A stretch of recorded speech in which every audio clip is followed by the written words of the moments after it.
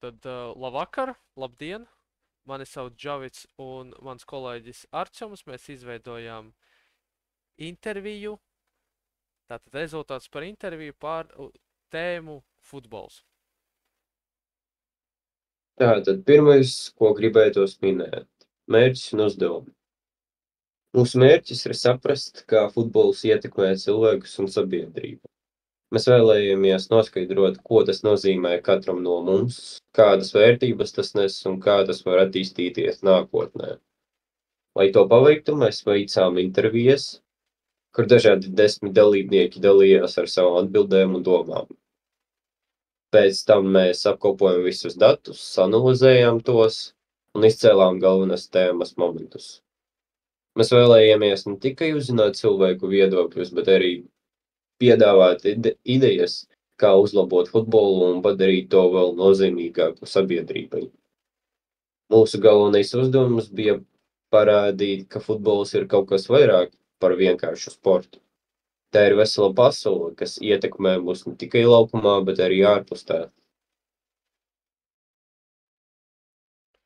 Jā, uz jautājumu, kā futbols ietekmē tavu dzīvi ārpus laukuma, grafikā var redzēt, kā futbols ietekmēs cilvēku dzīvi ārpus laukuma. Vairākums respondentu norādīja, ka futbols palīdzēs iegūt jaunus cilvēkus un stiprināt esošās attiecības, kā arī kļūs par iedvesmas avotu. Šie rezultāti liecina, ka futbols nav tikai sports, bet tas veicina sociālo miedarbību un motivē cilvēkus uzlabot sevi. Šis uzsver, cik liela nozīme futbolam ir ne tikai fiziskajā, bet arī emocionālajā un sociālajā dzīvē.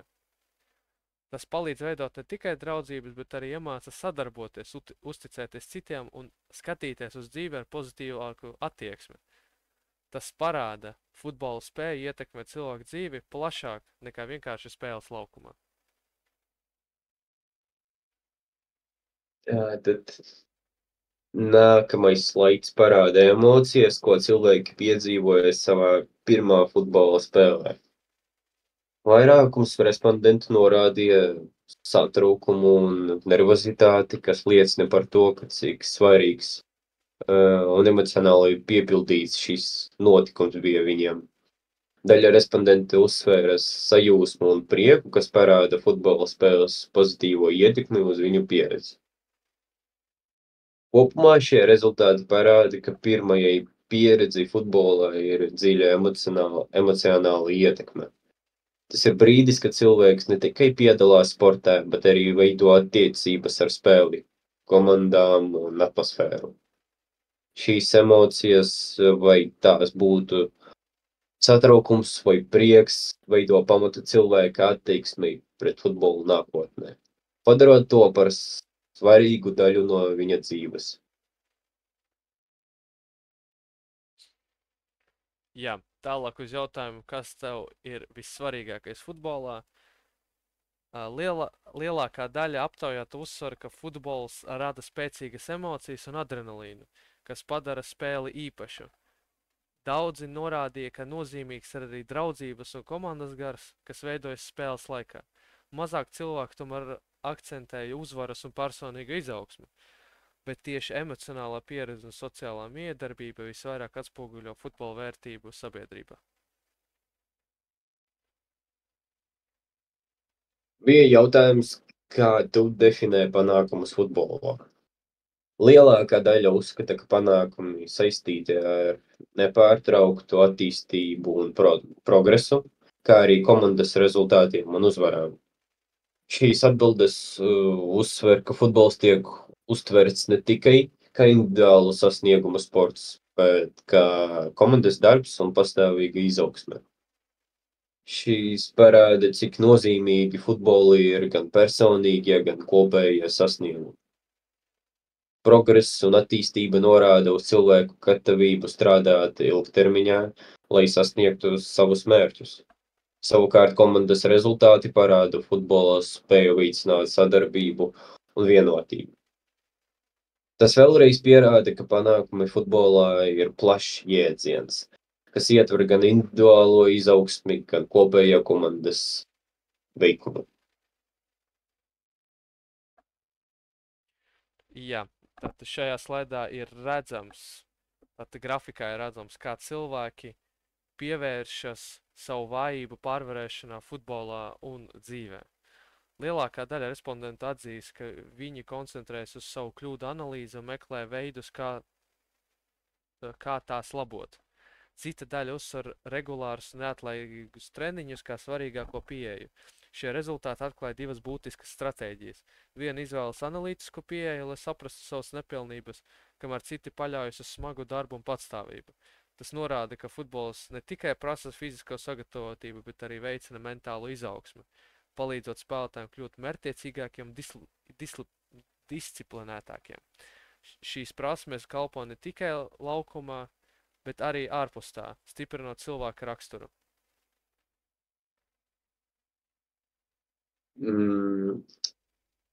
Nākamajā jautājumā lielākā daļa respondentu uzskata, ka futbols vieno tikai noteiktas cilvēku grupas, kamēr daudzi norāda, ka tas rada vienotības un piederības sajūtu. Daži uzskata, ka futbols var veicināt sociālo projektu attīstību, bet tikai nedaudzi saredz tā spēju izdzēst robežas starp cilvēkiem. Šie rezultāti parāda, ka futbols spēj ietekmēt sabiedrību dažādos veidos. Taču tā ietekme bieži ir ierobežota. Lai futbols kļūtu par plašāku vienotības rīku, iespējams nepieciešams vairāk koncentrēties uz sociālajiem un integrācijas projektiem, kas iesaistītu daudzveidīgas sabiedrības grupas. Tas parāda potenciālu izmantot futbola popularitāti ne tikai sportā, bet arī sabiedrības saliedēšanas mērķiem. Jā, tad uz jautājumu futbols var būt platforma svarīgu jautājumu apspriešanai.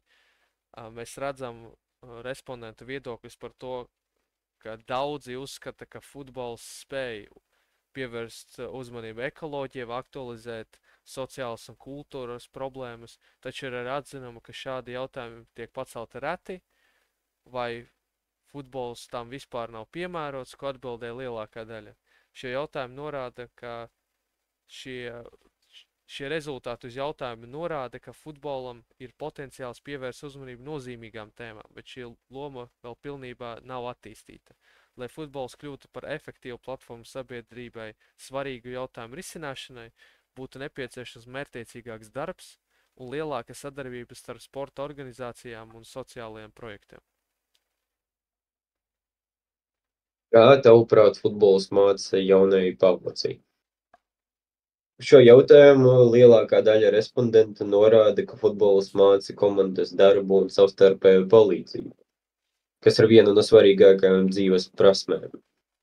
Daudzi arī uzsver, ka futbols palīdz pārvarēt grūtības un attīstīt ticību sev, kas jaunai paaudzei ir īpaši nozīmīgi.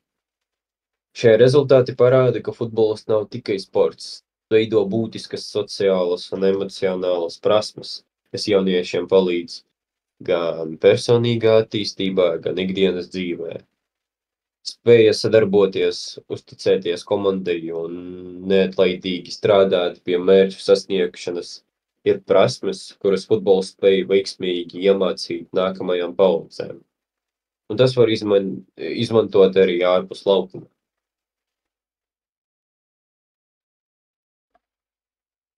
Uz visai aktuālu jautājumu, kādas izmaiņas tu vēlētos redzēt Latvijas futbolā, respondentu vairākums uzsver uz nepieciešamību pēc konkurētspējīgākiem klubiem starptautiskā arēnā un bērnu un jauniešu futbola līmeņa paaugstināšanas. Tāpat bieži tiek minēta vajadzība pēc lielāka valsts un sponsoru atbalsta futbolam. Šie rezultāti vēlreiz parāda to, ka Latvijas futbola nākotnē nepieciešami ieguldījumi vairākās jomās.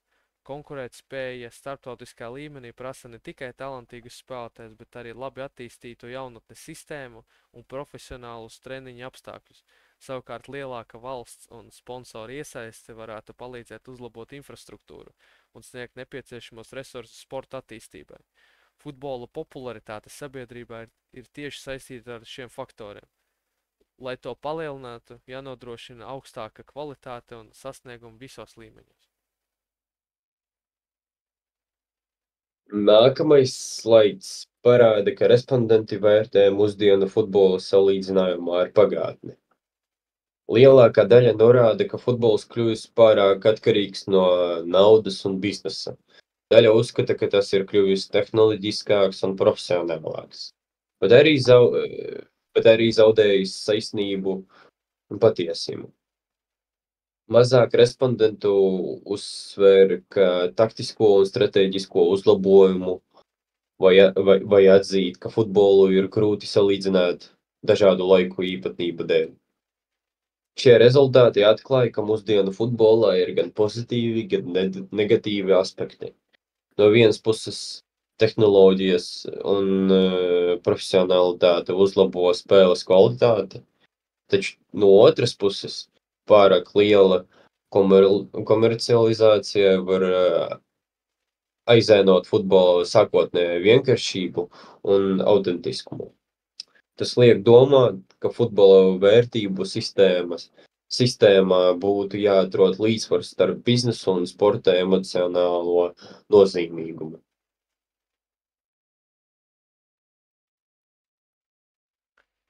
Jā, uz jautājumu, kādas inovācijas nākotnē varētu mainīt futbolu, redzam, ka lielākā daļa aptaujātā uzskata, ka jaunas tehnoloģijas spēles analīzē būtu galvenais virziens, kas attīstīs futbolu. Mākslīgā intelekta pielietošana arī tiktu augstu novērtēta, jo tā varētu uzlabot spēles stratēģiju un taktikas analīzi. Daži norādīja uz nepieciešamību attīstīt taktikas un stratēģijas, bet tikai viens respondents minēja jaunu noteikumu ieviešanu vai esošo noteikumu maiņu. Šie rezultāti norāda, ka tehnoloģijas un mākslīgais intelekts kļūst par galvenajiem nākotnes rīkiem futbola pilnveidošanā. Šāda pieeja ne tikai uzlabo spēles kvalitāti, bet arī piedāvā iespējas padarīt futbolu efektīvāku un pārskatāmāku gan spēlētājiem, gan skatītājiem. Tas parāda, ka futbola nākotne būs tieši saistīta ar inovācijām un tehnoloģijām. Slaidā ar jautājumu, vai ir kāds mērķis spēlē, kas palicis atmiņā uz mūžu, bija tādas atbildes un secinājumi.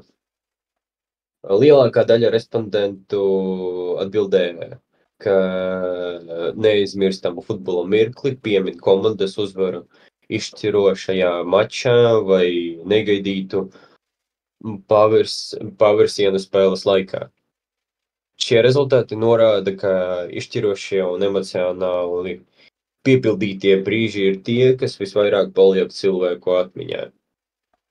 Šāda tendence parāda, cik nozīmīgi futbolā ir spēcīgas emocijas un neparedzamība.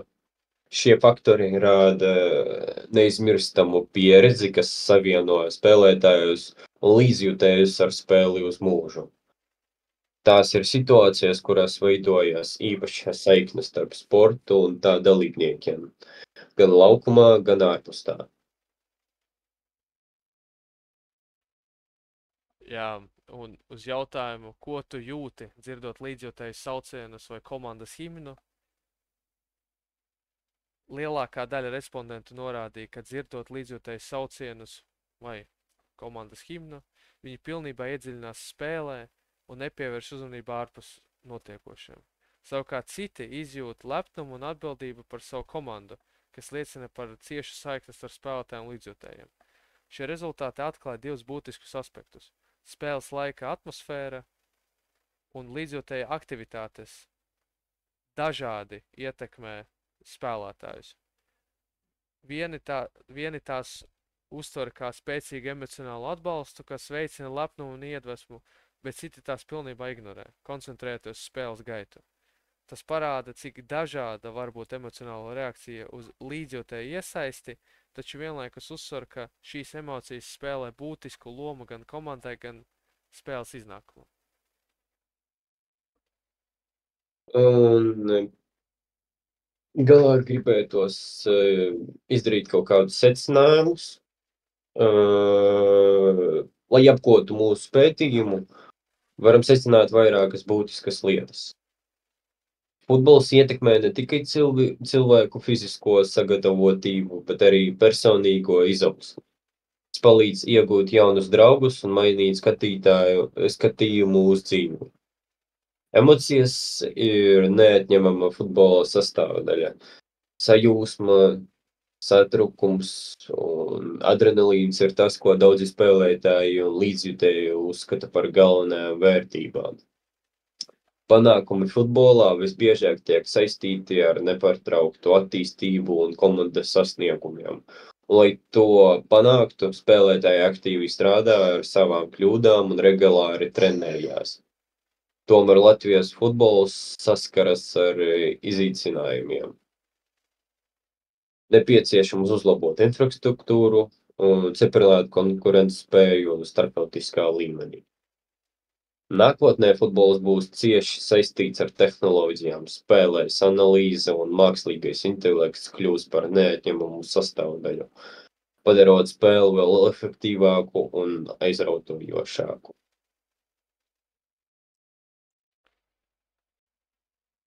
Jā, paldies par uzmanību!